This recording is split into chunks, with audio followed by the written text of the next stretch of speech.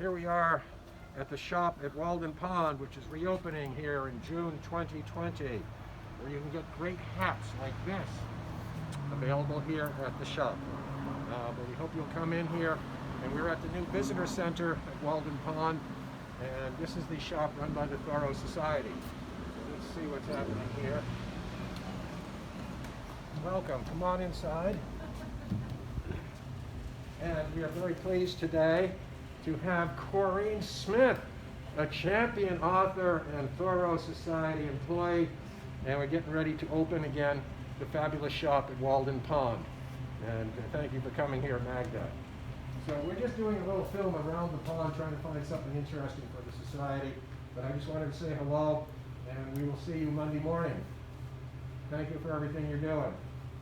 Thank you. If anything.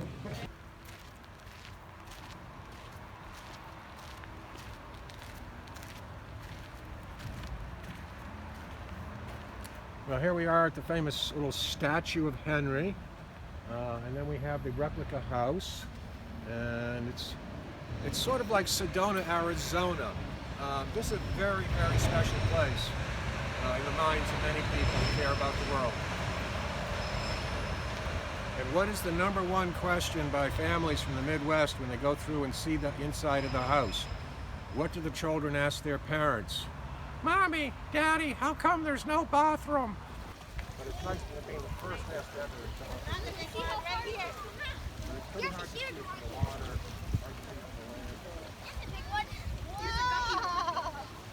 Pretty big scenery around here. It's pretty hard to see from the water. That lady with the dead fish here. Yeah, that's probably. Did you just found that floating on the surface? Okay, you may as well throw it on the shore and let the bald eagles eat it. So we have bald eagles breeding very nearby.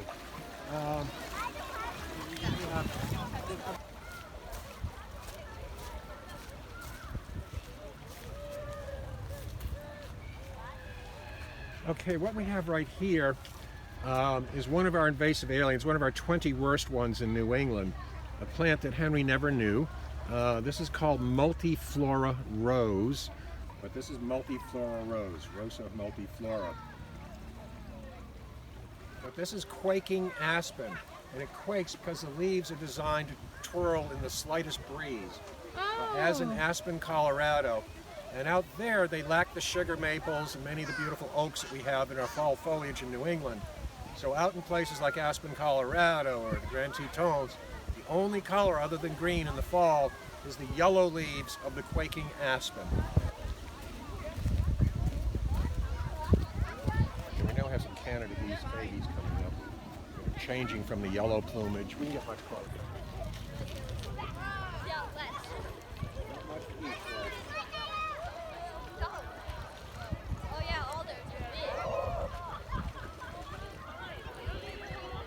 Adult Canada geese coming up.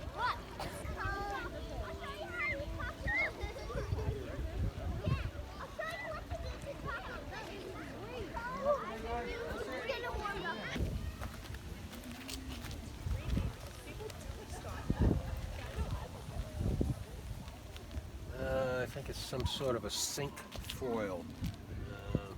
5-petaled. Don't know if that's native or not,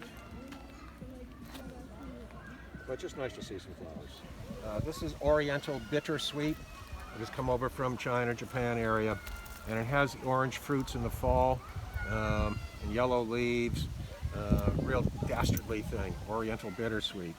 And it is growing amongst our native grapes here, which is nice. And this is called Speckled Alder, A-L-D-E-R, which has fruits that look like little pine cones, and that is native. And because of the coronavirus, and to avoid people walking in front of each other, the trail is now one-way, counterclockwise along the pond. And you will see the fencing here. For anyone who hasn't been to Walden Pond in a lot of years, we're trying to keep this level. And so we've got some fence here. May look a little bit ugly, but otherwise this whole path would just be dirt all the way down to the shoreline.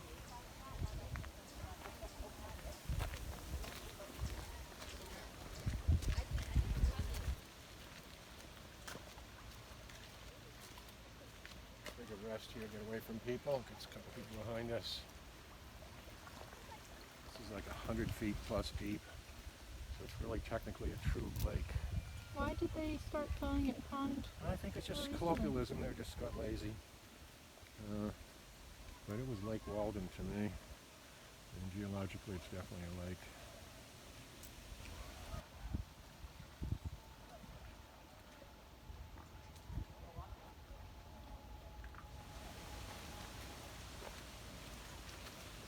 Sassafras. Oh yeah. And it has leaves that are entire with no thumb, and then usually you'll find some that have one thumb, and then others have, like here's a one thumb leaf, and then others have like 3 thumbs. And this is sassafras. And the Pilgrims, when they were trying to pay off the money they borrowed for their stay in Plymouth in the 1620s, paid it off with lumber, beaver pelts that they traded with the Indians for, and sassafras oil to help pay off the investors for the Mayflower people there in Plymouth. And this tree was important then. But that is young sassafras, and that grows up to maybe 10 feet tall here in New England, but grows up to 120 feet tall down in North Carolina. Why didn't we just go down the stairs? Yeah, look. Are you guys all right? Yeah. So we were doing this like hike thing, and then we had to go up the stairs to meet somebody. Oh. But they Now, were... is this electrified? No, I'm just kidding. Just kidding. That's what my grandpa does all the time. Oh, yeah? That's what my grandpa would do. Uh-huh. This is one of our native shrubs. It's not in flower right now, unfortunately, but this is sweet pepper bush. I don't know if it's worth a shot or not, but sweet pepper bush is one of the common bushes around the edge of Walden. This is more sweet pepper bush.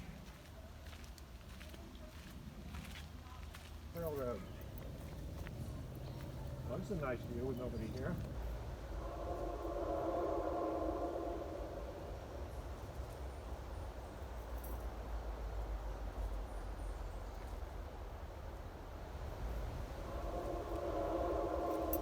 But these are Inukchuks inspired by the Inuit Indians of the high Arctic tundra.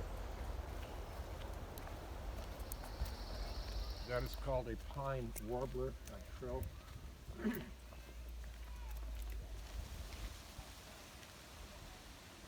We also have 3 of these huge, 3-foot long, bright orange koi fish from China, which some idiot put out here, which we wish the bald eagles would eat.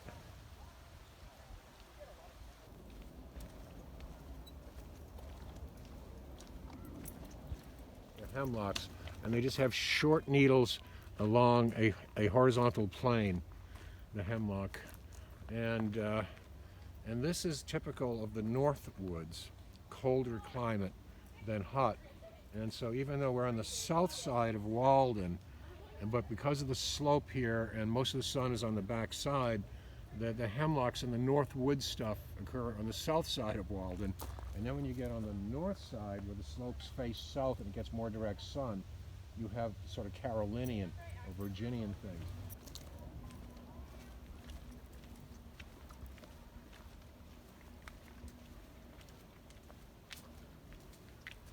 That's deer tongue grass. It's a native grass. Oh, and here's a better chestnut that's growing up there. It hasn't fruited yet, but it's nice, you know, nice light where some of it goes through the leaves and some of it is shadowed. But that's a more mature chestnut. But this is in the ginseng family, but it's not ginseng. It's called wild sarsaparilla. And see the separate flower head here? This is the flowers. And then it goes up into 3 points, so it sort of looks like poison ivy, but it generally has 5 leaves per stripe. But this is wild sarsaparilla, and it's been used as a root beer flavoring. It hasn't got the medicinal punch that the true American ginseng does, which grows down in the Carolinas, basically, and Great Smokies.